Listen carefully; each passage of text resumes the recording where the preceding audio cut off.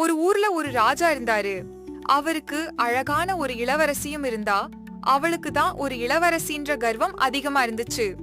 எப்பவும் அடுத்தவங்கள ஒரு பொருட்டாவே மதிக்க மாட்டா. அந்த இளவரசியோட இந்த போக்க கண்டிச்சாரு அரசர்.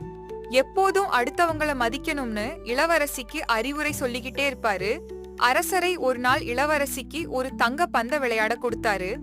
அரசர் அந்த தங்க பந்தை எடுத்துக்கிட்டு அரண்மனை தோட்டத்துல விளையாட போனா அந்த இளவரசி ஏஞ்சலஸ் அப்ப அங்க ஒரு தவளை வந்துச்சு. அழகிய இளவரசியே, நீ ஏன் அழுகிறேன்னு கேட்டுச்சு.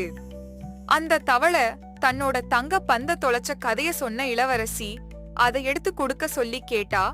அதுக்கு அந்த தவளை சொல்லுச்சு, எனக்கு ஒரு ஆசை இருக்கு. என்ன உங்க அரண்மனைக்கு கூட்டிட்டு போய் 3 நாள் உன்னோட தட்டுல சாப்பாடு போட்டு என்னோட படுக்கையிலேயே படுக்கணும்னு அந்த ஆசைய நிறைவேத்துவியான்னு கேட்டுச்சு. அந்த தவளை தன்னோட பந்து கிடைச்சா போதும், இந்த தவளைய அதுக்கப்புறமா விட்டுட்டு ஓடிடலாம்னு நினைச்சு. சரின்னு சொன்னா அந்த இளவரசி உடனே தண்ணிக்குள்ள குதிச்சு அந்த தங்க பந்த எடுத்துட்டு வந்து கொடுத்துச்சு. உடனே அந்த இளவரசி வேகமா அரண்மனைக்கு ஓடி போயிட்டா.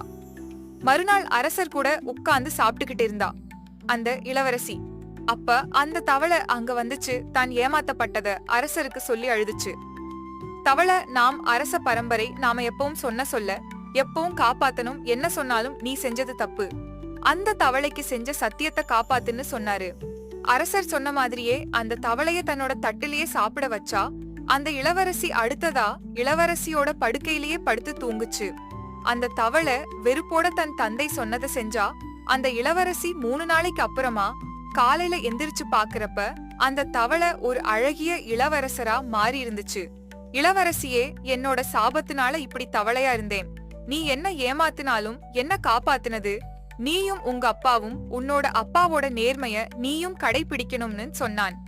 அந்த இளவரசர் மனம் திருந்தின இளவரசிய கல்யாணம் செஞ்சு ரொம்ப சந்தோஷமா வாழ்ந்தார் அந்த தவளை இளவரசர்.